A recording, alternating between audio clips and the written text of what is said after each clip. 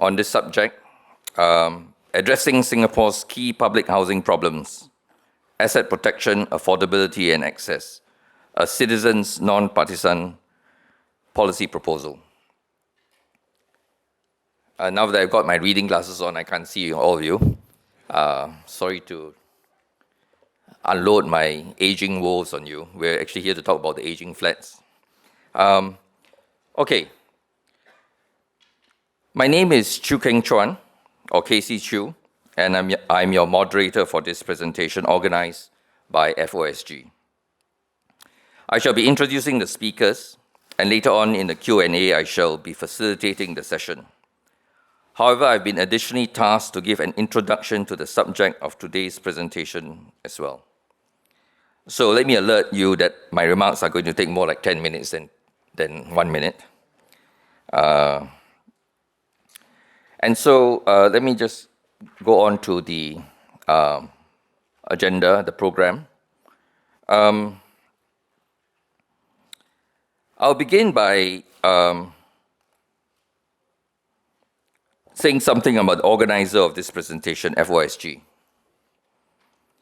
FOSG, the Future of Singapore Forum, is a citizens' forum made up of concerned citizens who wish to contribute to the constructive, evidence-based, non-partisan public debate on key issues concerning our future, including the economy, social and global industrial policy, education, the arts, our regional environment, entrepreneurship, urban planning, and land use.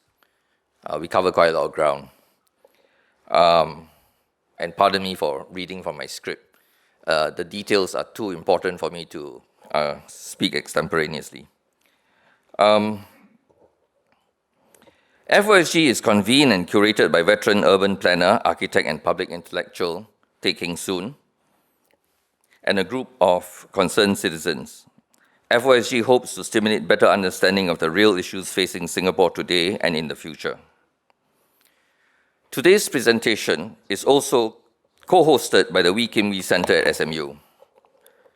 I would like to say that while the Wee Kim Wee Centre has been most gracious in providing us the venue for today's session, FOSG is entirely responsible for the content of today's presentation. But do let me say something about the Wee Kim Wee Centre. The Wee Kim Wee Centre of SMU is dedicated to promoting cross-cultural and interdisciplinary dialogue within the SMU community and with the public about the major issues and challenges that attend to contemporary life. The late President Wee Kim Wee, after whom the Wee Kim Wee Centre in Singapore, at Singapore Management University is named, understood the value of critical dialogue between alternative perspectives, social and cultural diversity, civic engagement, and lifelong learning.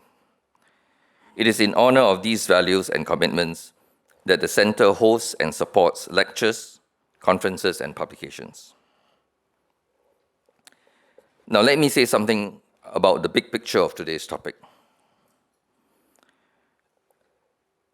Singapore has a stellar reputation in achieving the most extensive, high quality and successful national housing program in the world. The proposals that are presented today seek to address the key potential long-term crises in public housing and to improve upon them. There are two major problems facing public housing today. First, HDB flat owners have no security of tenure beyond 99 years, and the capital values of their flats will sharply diminish towards the end of the 99-year lease. As a result, their life savings will depreciate significantly as they age.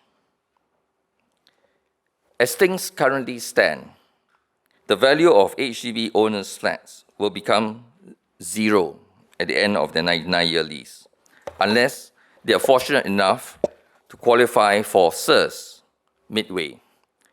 SERS refers to the Selective En bloc Redevelopment Scheme, SERS. However, for the bottom 50% of income earners, the bulk of their net worth or the life savings is in the value of the HDB flat. For most of them, when their flats go beyond the 40 to 50-year mark, the value of HDB flats tends to decline rapidly, just when the owners need to capitalize on their flats' values to fund their retirement the most.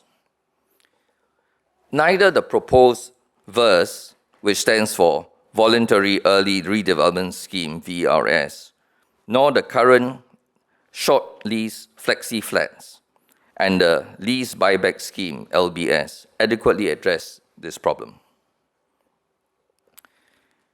Secondly, the current cost of HDB flats for first-time buyers of BTO flats relative to their income is very high, with the result that it typically takes now about 25 years for home buyers to pay off their housing loans. This effectively means that for the greater part of their working lives, many Singaporeans are channeling a significant part of their disposable income to paying off their HDB flats, leaving insufficient savings for retirement, medical expenses, and education upgrading. The problem is exacerbated for the lower, irregular, or uncertain incomes that makes home ownership difficult.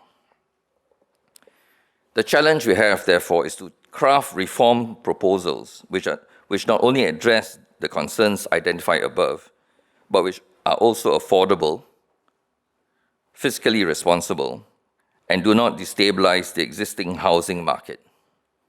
To this end, the speakers propose 4 major reforms to public housing that will address these problems and greatly improve the well-being of all Singapore citizens. The 3 people who are the authors of the policy paper on which this presentation is based have the relevant and necessary domain knowledge to approach this complex problem. They come from the fields of real estate analysis and finance, economics, and urban planning and architecture. So we have from the real estate market analysis and finance domain, Mr. Khoo Swee Yong. From the economist and social policy analyst perspective, we have Mr. Yeo Lam Keong. And from the viewpoint of a veteran architect and urban planner, we have Professor Teh Kheng Soon. Let me give a brief introduction of our 3 speakers today.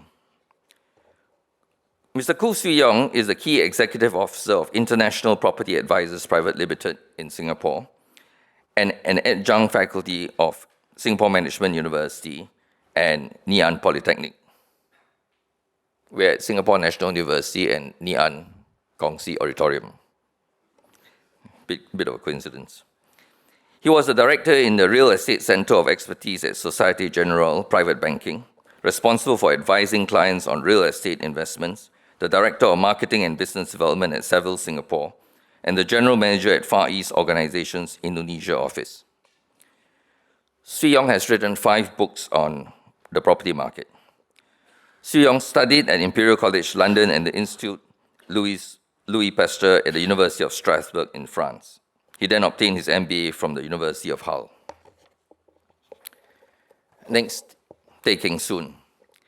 Adjunct NUS professor, architect Teh Kheng Soon is one of the first locally trained architects graduating in 1963 from the Singapore Polytechnic School of Building and Architecture.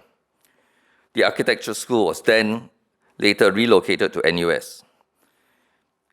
So he is acutely concerned with the architecture and living environment, that architecture and living environment must be rooted in climate and culture while modernizing and humanizing people and place.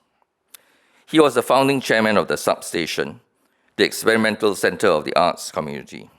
He was chairman of SPUR, Singapore Planning and Urban Research Group, in the 1970s, and later president of the Singapore Institute of Architects, receiving its gold medal in 2010. His design research extends beyond architectural scale to urban planning and finally to the global scale. He is a fellow of the World Academy of Art and Science and a member of the World Acoustics Society. Currently, he is convener of FOSG, the Future of Singapore Forum Group. Last but not least, as they like to say, Yeo Lam Keong. Lam Keong is currently a private economics consultant and was an adjunct professor at the Lee Kuan Yew School of Public Policy, where he lectured on economics and social policy. He studied at the London School of Economics, where he obtained his bachelor's and master's degrees in economics. He has worked in the Economic Development Board and the Monetary Authority of Singapore, but he is best known as the former chief economist at GIC, a position he held for 10 years. In the course of investigating these issues and formulating the proposed solutions, the speakers and authors of the policy paper consulted widely with prominent economists, lawyers, investment professionals, academics, architects, property developers, as well as a number of ordinary HDB dwellers. So finally, we do not claim that these proposals are the last word on, or the final form of, the solutions to these difficult and complex problems of public housing in Singapore. However, we at FOSG has done our best to try to contribute a rigorous set of policy proposals that will hopefully serve as a starting point, a solid framework, and a firm foundation for public and policy considerations on these important issues that affect all citizens. Okay, I'm finally going to sit down. So now, to begin his presentation, I invite Mr. Khoo Swee Yong to the podium. Swee Yong.